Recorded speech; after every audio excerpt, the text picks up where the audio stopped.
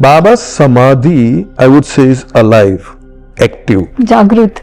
So he somehow finds a place near Baba's Samadhi. He says that he saw that Baba is coming out of the Samadhi. Did he make any predictions for India? He started writing a book and he would say that there are secrets which I have written in this book which will be very revealing to humanity in future date. He did say casually that a time will come when the entire Bombay would be, in the sea. There will be a huge amount of calamities and there will also be a huge amount of spiritual advancement.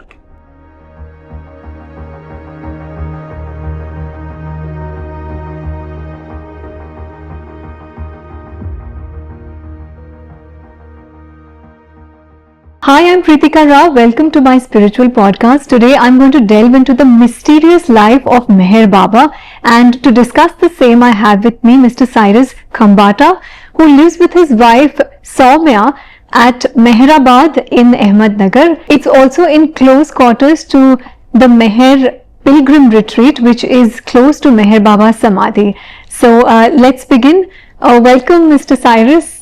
Thank you so much firstly for gracing my podcast. I am so keen to know about the mysterious life of this avatar Meher Baba, who almost lived around the same time, but of course he was much younger than Shirdi Sai Baba, and apparently Shirdi Sai Baba helped him discover that he was an avatar. So who was Meher Baba? Before I begin, thanks to beloved Baba. And thanks to you for inviting me. Millions around the world consider him as the avatar of the age, the God man, the God becoming man, the same as Zarathustra, Rama, Krishna, Buddha, Jesus, Muhammad, and now Meher Baba. So that is the stature which he himself declared, which his 5 perfect masters declared, directly, indirectly, which many of the other very high souls also in some way or the other said that we are like an agarbatti, he is like a sun. All that has been documented with photographs and with actual recordings. So we are speaking today of someone who is very little known, if you look at it that way, but we consider him to be the highest of the high. Baba says the avatar never comes of his own accord. It is the perfect masters of the time, and there are only 5 at any given point in time in entire creation, that they beseech him, they call him out and say, please come and take charge of your creation. And those 5 were Shirdi Sai Baba as the head, Upasani Maharaj of Sakori, Narayan Maharaj of Kedgaon, Tajuddin Baba of Nagpur, and Hazrat Babajan of Pune. They were the 5 who actually called the avatar, and then one by one they give their charge to the avatar. And one fine day in December 1915, when Sai Baba, after finishing this, what is known as Lendi March, it's called Lendi March. When he was coming, Baba was a young boy, in 1915 he was 21 years old. He prostrated Baba, Sai Baba, and Sashtang Namaskar we call it, and Sai Baba looked at him and he also paid his obeisance. He also respected the young boy and uttered one single word 3 times, Parvardigar, Parvardigar, Parvardigar. And Baba later on revealed that with that utterance of that one powerful word, he transferred infinite power to me. So in that sense, all these 5 were masters of Meher Baba.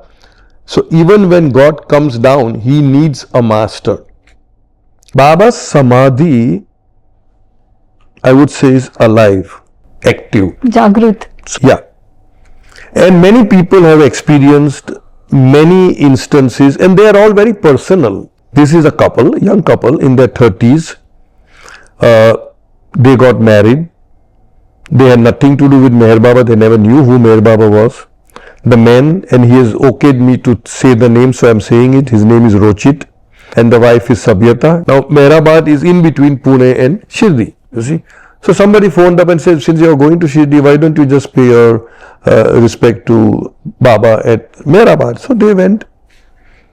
The first thing they found was they were absolutely awestruck with the ambience of the place, the peaceful atmosphere in the place. Then they went to Siddhi and time passed. Now, and then they said we kept coming. We somehow we were so attracted by the energy and the peace of that area, vicinity, that we were so attracted that one day we both went to Meherabad to pay our respects. And we went at a time when the crowd is not there. So, and in those times, people were allowed to enter into a samadhi. Samadhi means it's a room where it's a little elevated and their Baba's body is interred over there. So at that time, they were allowed to sit inside the samadhi. Otherwise, you are not supposed, you just bow down and come.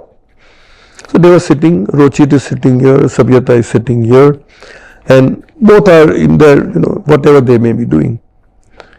Rochit opens the eyes and sees that Baba is not looking at him. Baba's image came to life. That's what he says. The image came to life and he's turning his face away from me. And I was wondering, why is he doing that?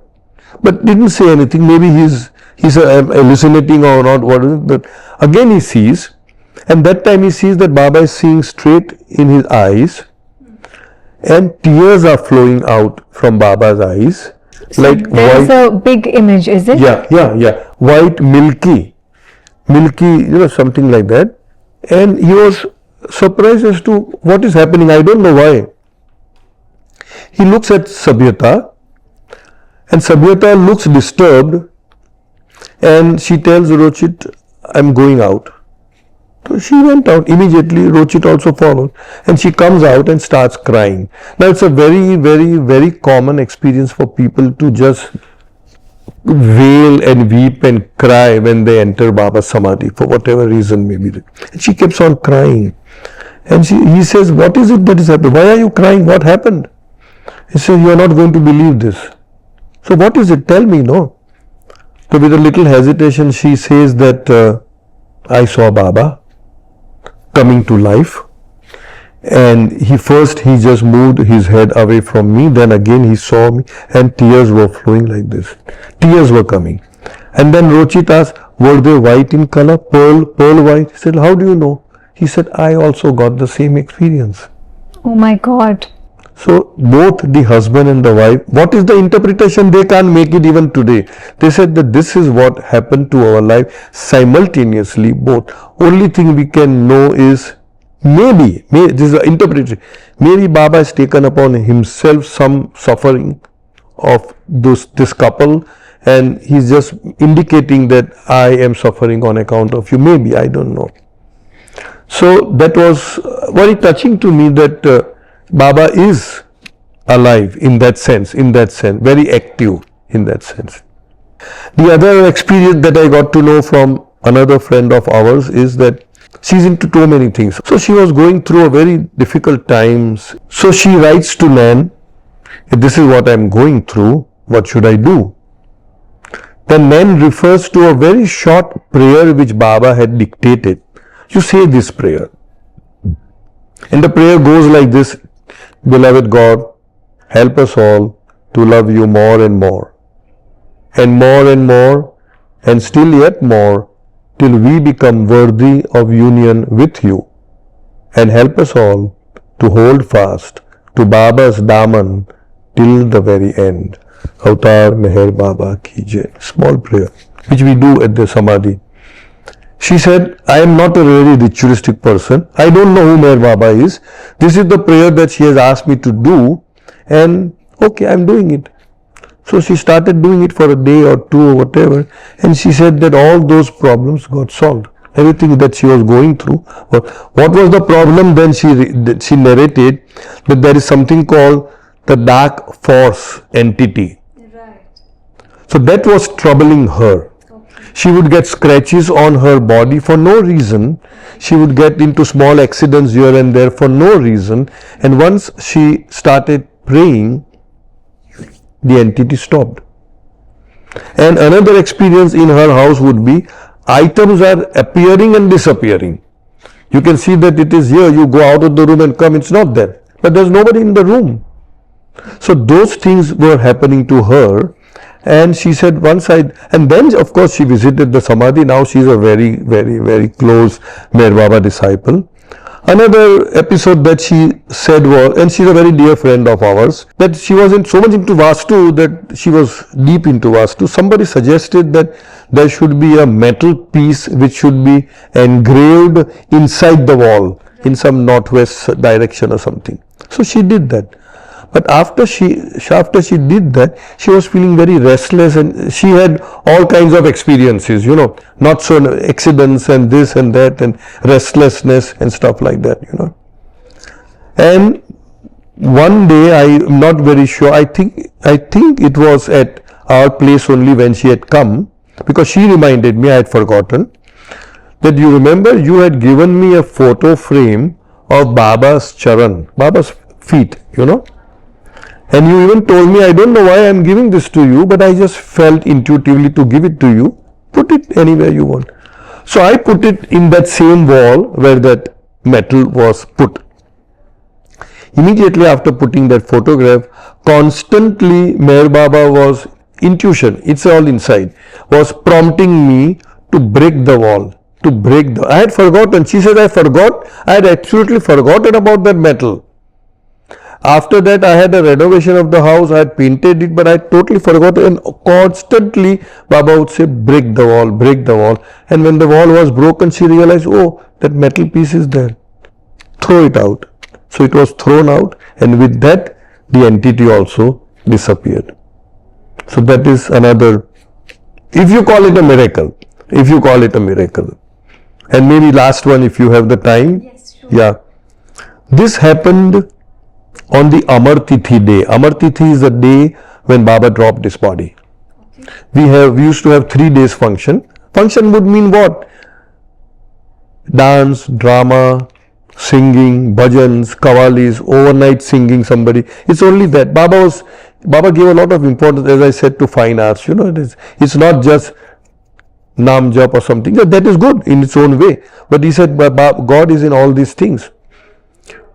So, and the most important function out of those 3 days, now it is only 2 days, are the 15 minutes, 1-5, from 12 noon to 12:15 on 31st of January, when the entire, how many thousands upon thousands of people gather together, they are all observing silence. Nobody speaks. Sometimes we feel even the birds chirping also stops.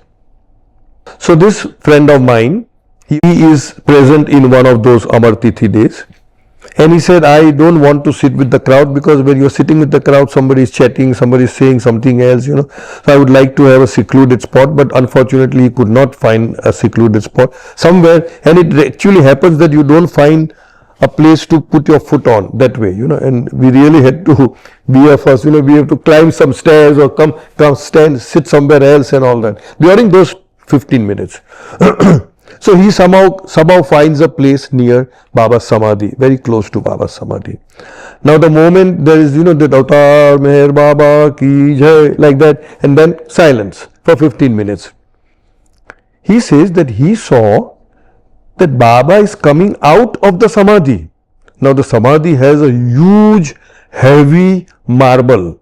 How he comes out? He comes out of the Samadhi and nudges his close disciple called Eraj, and they both go into, from that crowd, they just go and stand on the what is known as Sabha Mandal. It's a little elevated portion, and so this friend of mine, he also follows them, and this is how he narrates. Baba is doing like this, and each and everybody he is blessing. Those 15 minutes, he just goes around and round and blessing everybody.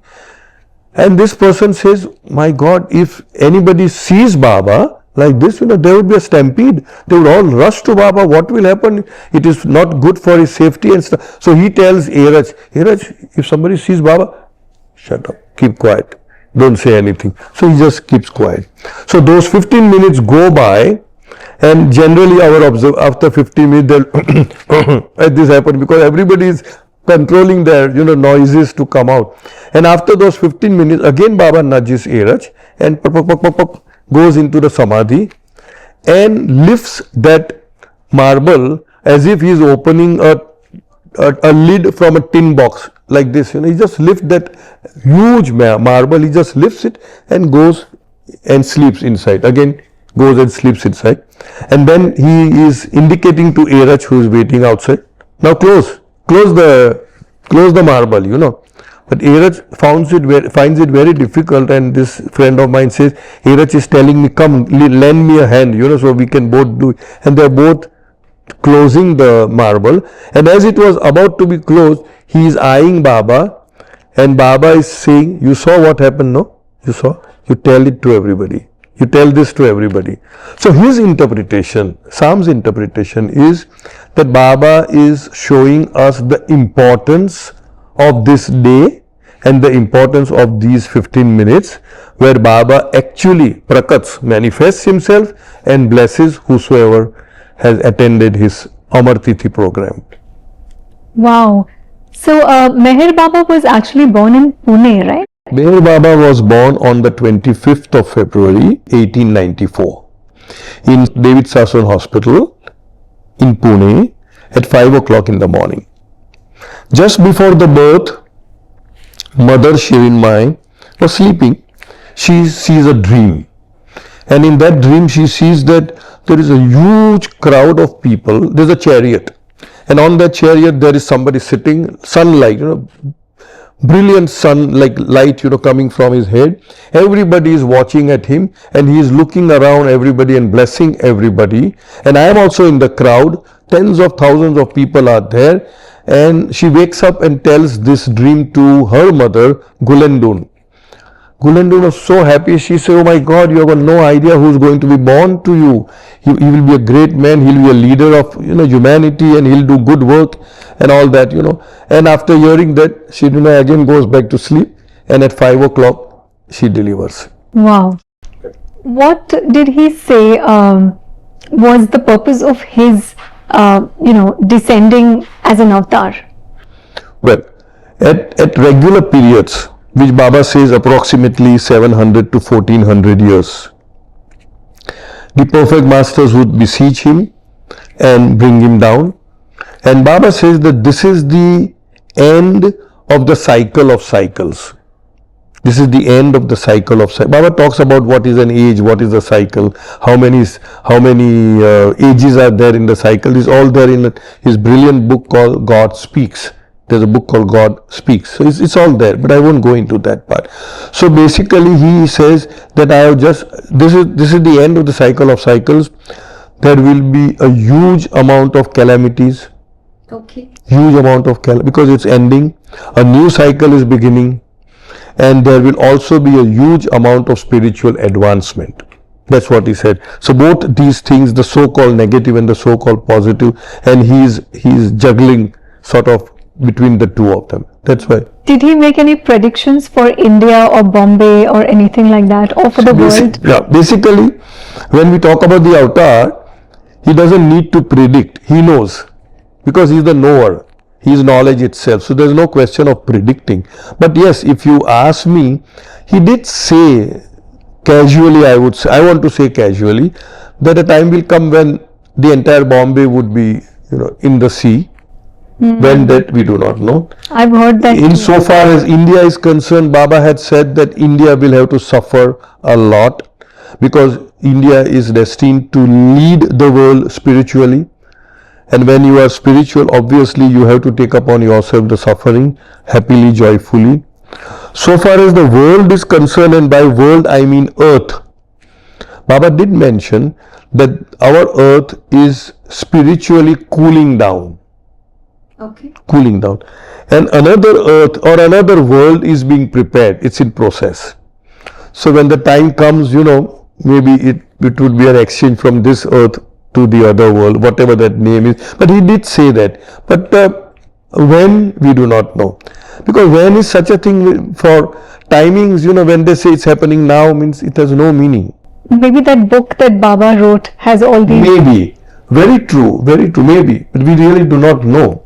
So, what is the mystery of the whereabouts of that book? Would you know, or is there are videos available on the YouTube. where people who are very close to Baba, they are discussing. You trace back. Last tracing was somewhere in Bombay, where Baba's disciple Ramju Abdullah, he had lots of Muslim disciples, lots of Hindus, lots of Parsis. So that book was taken by him, and we hear that he had arranged to keep it in a locker in Central Bank of India, Mumbai main branch. You know that building at Fountain, Hutatma Chowk. Don't go and search for it. But then nobody knows. Even they, all these people who are so close to Baba, they come at a dead end, where they dead wall, so to speak. They can't go, they can't move forward than that. And there's no need, according to me. What are we going to do about it? Baba has written, I would suggest you go through what is known as discourses, Baba's discourses. They're a brilliant book where helps us to understand what life is all about and how to handle life's situation. It's a like DIY, do it yourself book, discourses, yeah. But we are not living that. We are not doing that. What are we going to have more of the khajana and not using it? It's like you keep on buying gold ornaments, go buying, and keep it in the locker. You can't use it because you are afraid somebody might just pull it up. So it's like that. That's how I look at it. So Meher Baba was in silence for almost 43.5 years. So how did he manage to communicate with his devotees in that phase? Yeah. First of all, he just hinted that I will be observing silence for about a year or so. Some reason he gave, because Hazrat Babajan would be dropping her body very soon, and so the charge would come to me and I need to shoulder that, and that's why I will not be. So when he made this declaration, one of the school teachers, Baba used to run school over there in Mehrabad, in Arangaon. So how will you teach? If you are going to be silent, how will you teach? That is where Baba made this very important statement, I have come not to teach, but to awaken. Okay. I have come not to teach, and that is the statement which is etched in Baba's Samadhi, on the marble. I have come not to teach, but to awaken. So would he also write? No. So then he started silence from 10th of July 1925. 10th July 1925. There was a small, very humble, simple looking jhopdi. It was known as only as jhopdi, which Baba had got built. He went inside on the 9th night and came out in the morning, 10th, absolutely silent. The Mandali people, the disciples said, Baba, this is 1 year, but he will definitely breathe, because he can't keep silent, because he was very talkative. He loved to sing. He loved to communicate. He loved to be informed about everything that is happening around. It's not like, okay, you do this. So he had, before observing silence, he had demarcated the work, this is what you will do, this is what you will do, this is what you will do. And 10th, he came, he did everything that normally he would do. The only difference is he was not speaking. That's it. So that was 10th of July. Then on the 13th of July, same year, he started writing a book from the jhopdi. So he was writing. Then after some time, he had one, when you come to Mehrabad, you will see, he had a huge table built, a very huge table, and in that table there was a chamber where he would go inside the table, in that table house, and write. He would sometimes also do that hand mill, chakki we call it. Then he would write it in the, what we call as samadhi now, was at that time called khadda. Khadda means just a pit, you can say. And he would go there and write. And he was very particular about that book. So he had a separate box, black box built with chavi, key and all that. And he would carry it everywhere he go. And he would say that there are secrets which I have written in this book, which will be very revealing to humanity in future date. So this box had gone everywhere in the world. Whenever he would go to America, he traveled, by the way, 13 times in the West. Towards the end of his ministry, which means 1969, 1968, people asked Baba, what about that book? Where is it? Baba would give this action, like it is safe. You know how ladies carry their purse. It is safe and it will come out when the time is right. Nobody knows the whereabouts of that book, because he had this peculiar habit of, say for example, in front of him, he would hand over the box to you, that put it in this Central Bank of India locker, so he knows it is with you. Then he will take somebody else and tell you, remove that and give it to somebody else. So he would do that for whatever reason. Maybe the time is not right for that book to come out, and that is why it is called also the book. Okay. So he stopped writing the book in January, book as well as everything that he was writing, 1927. So 10th July 1925 he kept silence. 13th July same year he started writing, and then in 1926 he wrote whatever he wrote. In 27 January, 2nd of January, he stopped writing totally. He stopped writing, he stopped speaking before only, except where it was required, his signatures on documentation, that apart from that he stopped writing. He stopped touching money. He would not touch money. When there are instances where people would really give huge sums of money and he would not accept it, he would say no. But if you insist a lot too much, he would just touch it and give it back, take it as my prasad, and I will tell you what is to be done with that and return the money. So he stopped speaking, he stopped writing, he stopped touching. Now how did he communicate? So the moment he stopped writing, now he had to communicate. So he would, on a newspaper, he would start pointing at the alphabet, which is so cumbersome. Yeah. Yes. Technically. Then one person got a brilliant idea. Why don't I write on a piece of paper? A, B, C, D, X, Y, Z, etc. So that paper would be taken and Baba would dictate. Then from paper, the paper was stuck on a cardboard. That is the evolution of what we call as the alphabet board. And then ultimately, finally, it was the alphabet board, a board where A, B, C, D, X, Y, Z, and later on he added numerals 1, 2, 3, 4, 0, like that, complete.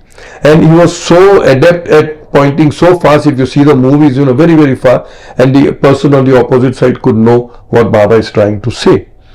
Baba would use abbreviations. So, the moment you say, I love you, L means it's love, that kind of thing. So, that way. So, and then on 7th of October 1954, he said, I'm fed up with this board, I'm using this board. So he actually threw the board, discarded the board, and then after 7th October 1954, till he dropped his body, he only used his unique sign gestures.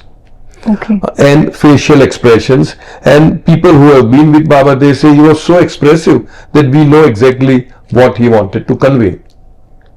My personal feeling is that he would always be conveying heart to heart. So we would know exactly what Baba wants to convey, even though we may not be able to really follow his hand gestures. But what was the purpose behind such a long, phase of silence?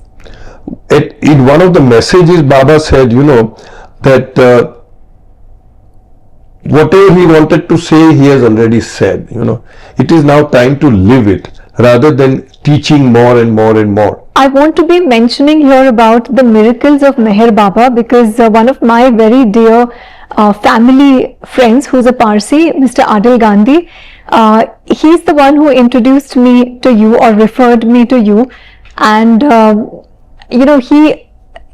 he spoke about this experience where he went to the Samadhi of Meher Baba and almost challenged him, saying that if you actually exist, show yourself to me, make your presence felt. And then there was this group, I think there is a group that you all pray together and connect, right, as Baba lovers. So I think he was supposed to go there at 4, he was supposed to wake up at 4 a.m. and go for a 5 a.m. morning prayer meet or something like that, which he skipped because he was not able to wake up at 4. But at 4 a.m. he says that exactly at 4 a.m. there was an object that just entered from his window, and he could see something around. So he just got up and switched on his light, and by then that thing had just got into his washroom, and his washroom had a kind of a rack there, and he saw an owl which was perched on that rack. and then he didn't know what to do, and he tried to shoo it away, and then that owl came outside to his room, and it perched itself, I think, near a wall or maybe a shelf or something like that, and it was there for some time and then it left. But he says that from that very day there was a kind of a picture that started appearing on that wall where the owl was perched, and slowly that picture turned out to be the face of Meher Baba. So that's how Meher Baba actually replied to him, saying that you challenged me to make your presence felt, and here I am. So I want to know, I'm intrigued to know, any personal experiences that you've had? I come from a Parsi priest class family, and we go to the Aghyari. Aghyari is the fire temple, once a day for sure, sometimes twice, sometimes 3 times. And when I got to know of Meher Baba's name, and he's claiming unequivocally, I am God. Once I was just praying, and all of a sudden this thought came to me that I am bowing down to the fire. There's no flame, it's only in embers. And I tell, if you really are, when I lift my head, there should be flame. And immediately it happened, not once, several times. And we tend to take it as a coincidence. Acha, theek hai. Once I was doing my Kasti prayer, we wear a thread which is called Sadra and Kasti in my balcony where I used to live at those times. And I said, now give me one last unmistakable sign, I will not trouble you anymore. And I have this habit of closing my eyes. Sometimes when I do my talking also, my eyes are throughout closed, Anyway, so when I closing and praying, and then when I opened my eyes, I saw a huge ball of fire, like a sun, size of a sun, and just passed through the horizon.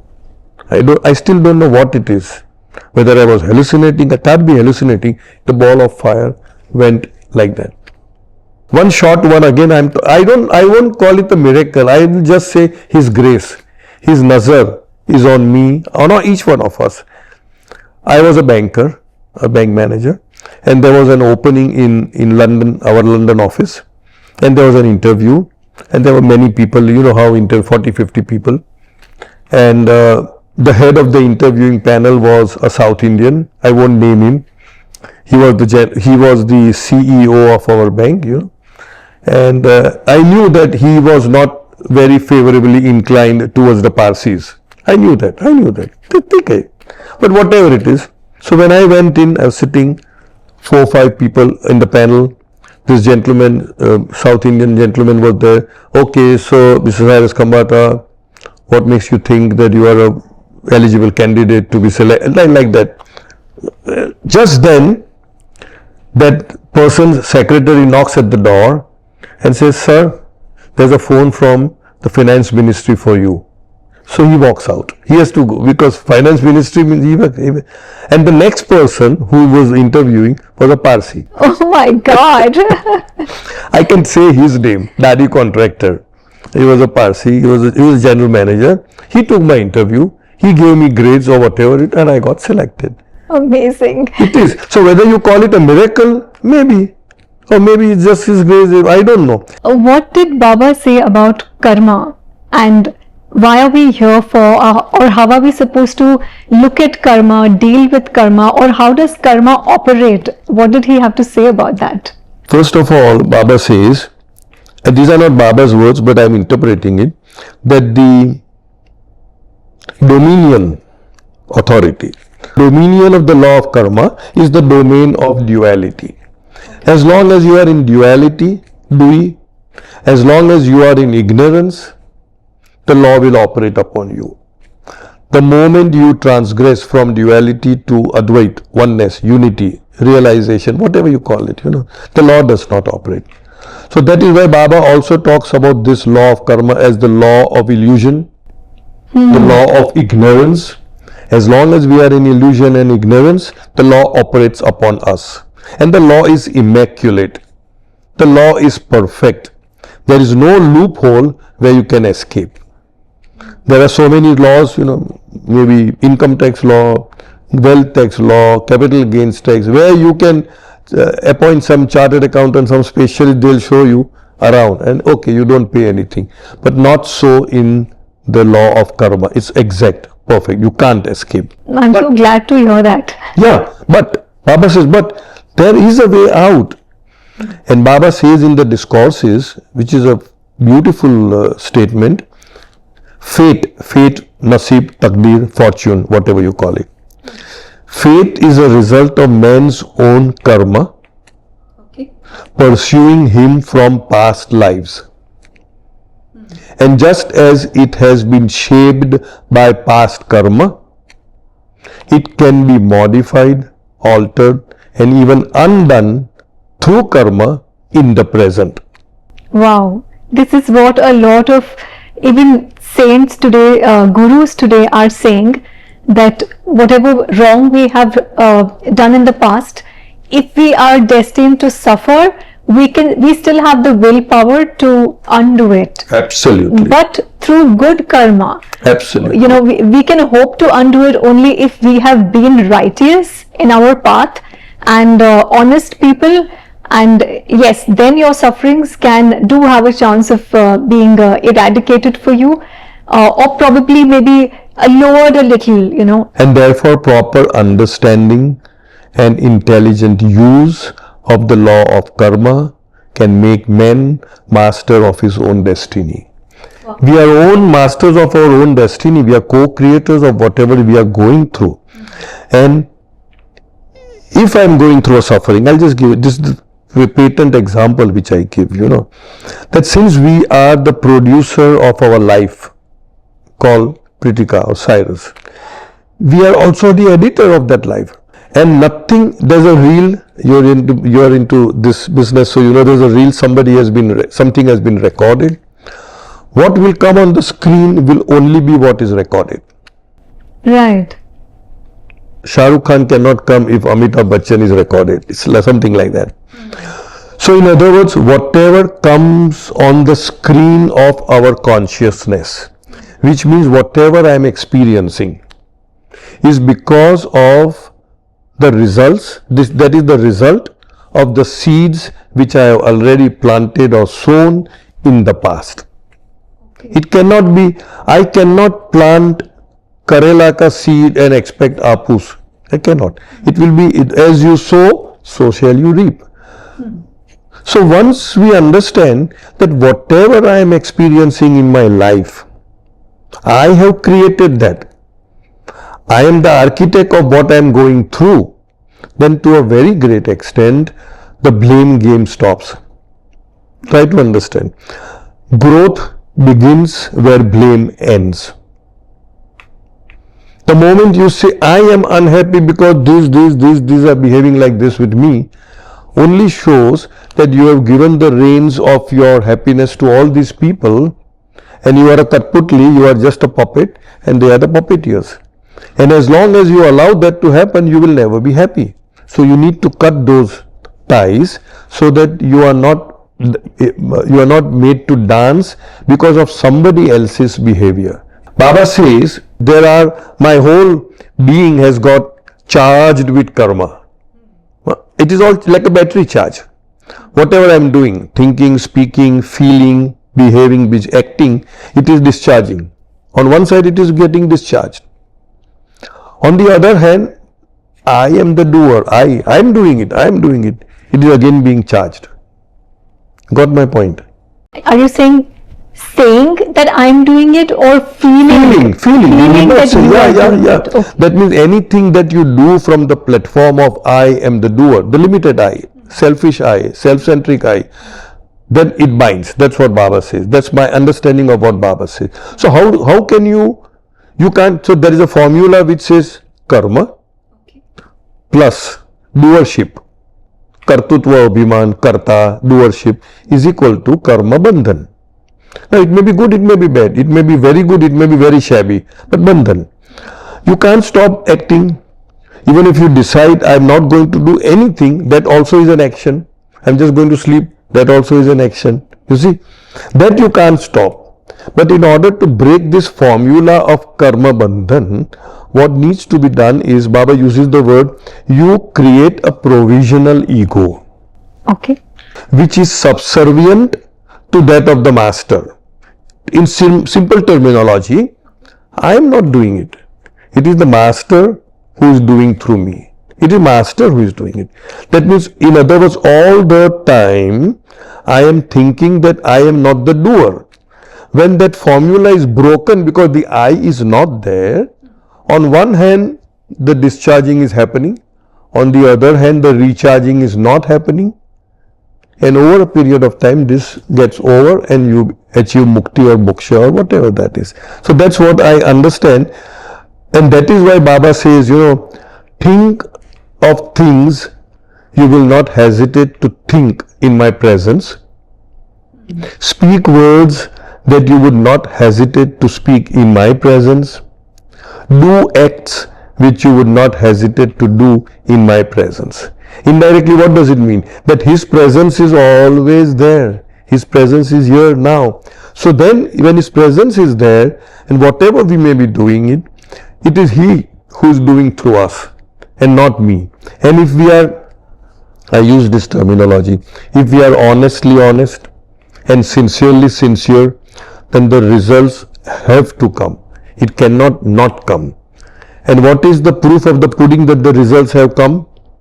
That you remain unaffected, detached by the results of those karmas, because you have not done it. You have been only an instrument. It's like a hammer in the hand, the hammer has not done anything right or wrong. It is the hand which is doing, So the hammer is only a madhyam, a medium, an instrument in the hands of the master.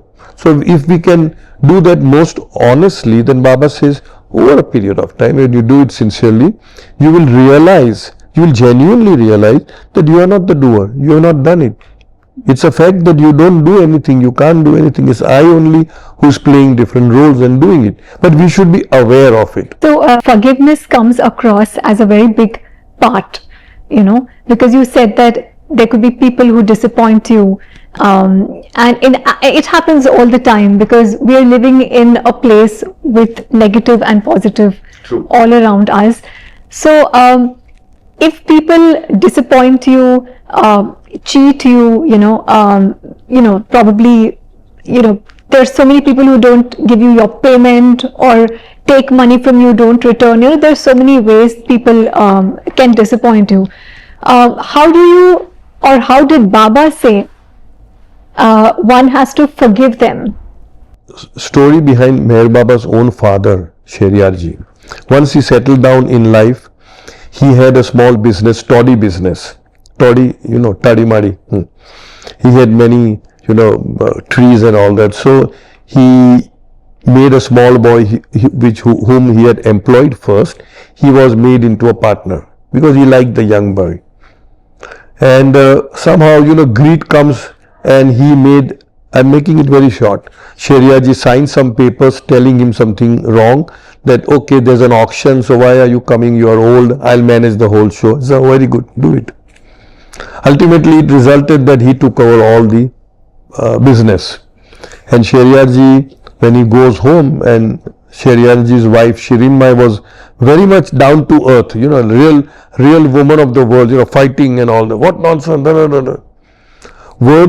Things went to Meher Baba. Imagine, Meher Baba is God, his father is cheated, and Meher Baba says what? It's okay, whatever has happened has happened. What is the way out? Go to the court, let the case run and see what result comes. So they go to the court. For several years, the case would go on and on and on. And when the final verdict and all that, you are supposed to be in a witness box. Everybody told Sheriyar Ji, the case is very simple. You will win the case. All you have to do is say, this is not my signature. I have not signed it. It's not my signature. It's a fraudulent thing, fraud. Sheriyar Ji denied. I can't say that because it is my signature. People tried to convince him, yes, but it was taken under some fraudulent understanding. I said, that may be. That I can say, but I cannot refuse and say that this is not my signature, because it is my signature. Wow. Okay. So ultimately he lost the case. He lost the case. Now this is where forgiveness comes.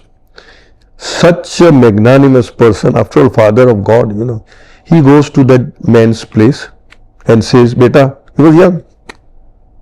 I'm getting old. By the time you realize your mistake, what you have done, and by the time, at that time when you want to ask for my forgiveness, I would have been dead and gone. So I am forgiving you now itself.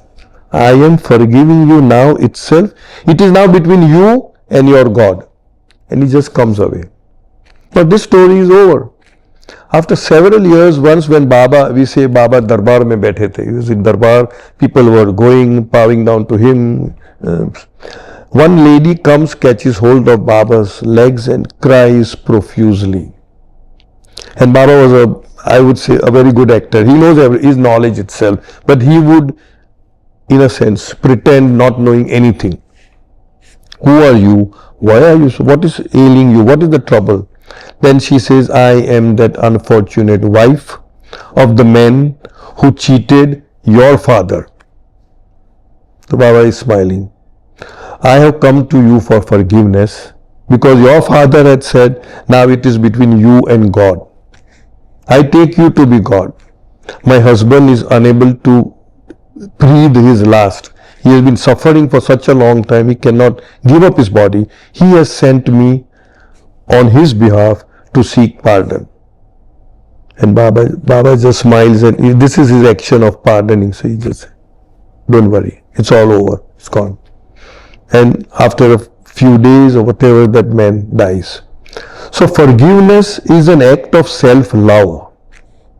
Forgiveness benefits the forgiver more than the forgiven. When you forgive, supposing somebody has cheated me, the moment I see his face, I'll palpitate, I will get agitated, I want to beat him up, I'll perspire, isn't it?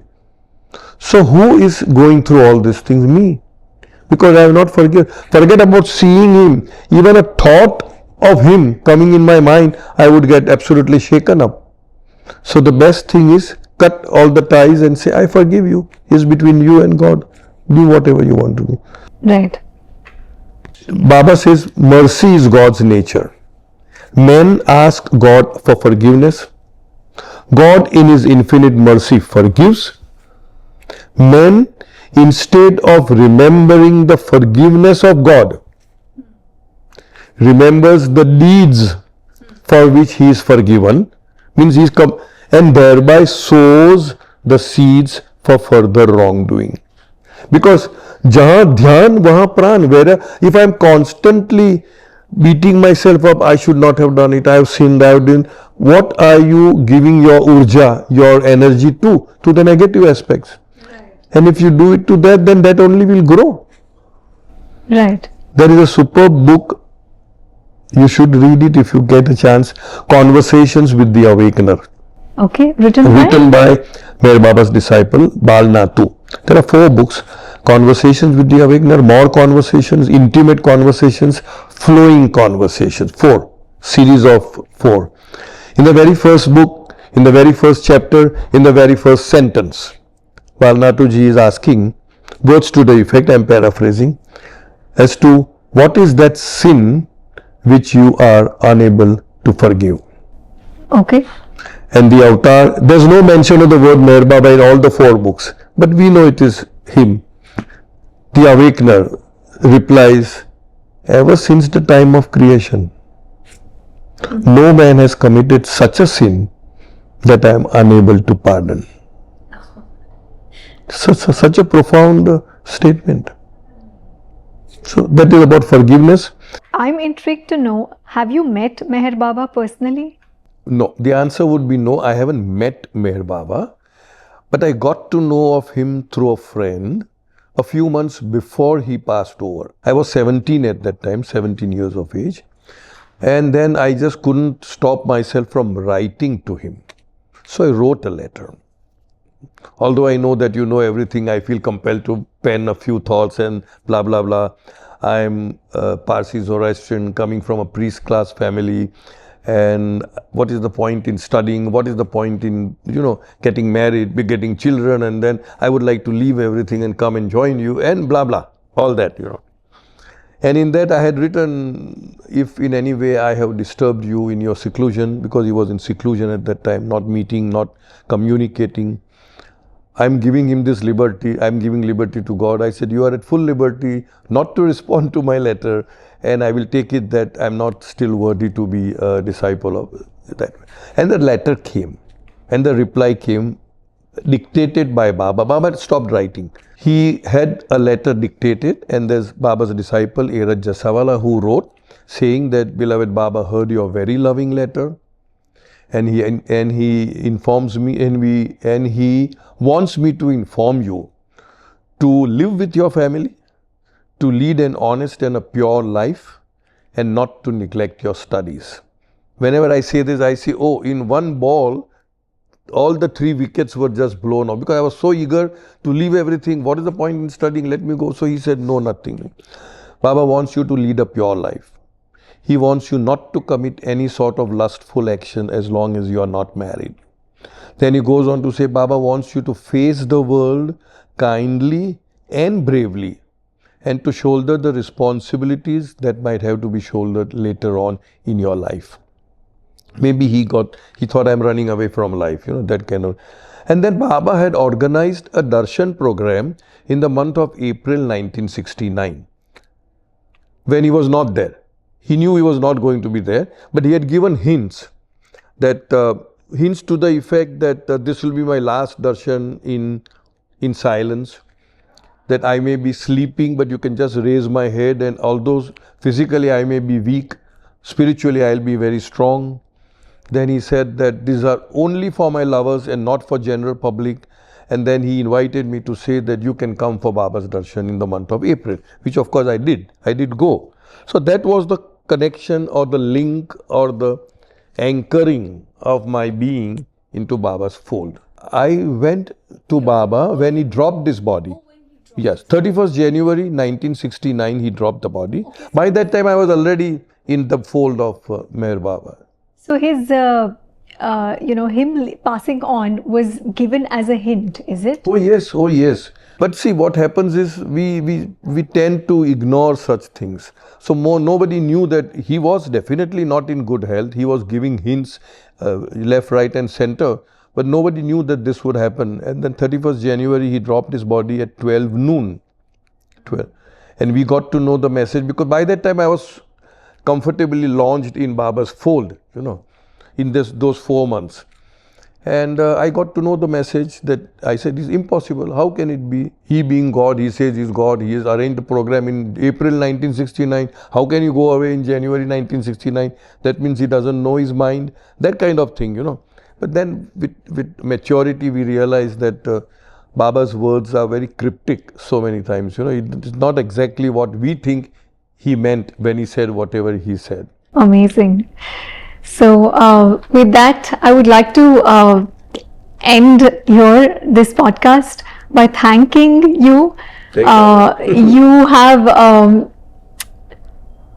I think really, this conversation was so beautiful. Literally, I'm telling you, it was like sitting for a discourse. It was like a guru giving me a very beautiful spiritual discourse, and I myself feel very elevated after this conversation. So thank you so much. I could only say thank you, Baba, and thanks to you for inviting me to share Baba's treasure with people, and I hope and pray that it will reach at the right places, wherever it is supposed to reach. Thank you, Baba, for giving me this opportunity. Thank you, Baba. Thanks a lot. Jai Baba. Jai Baba. So on that note, if you want to subscribe to this channel, you can. I do spiritual podcasts, and I'm also a pioneer in astrology interviews and astrology podcasts on social media and YouTube. You can follow my channel. Lots of love.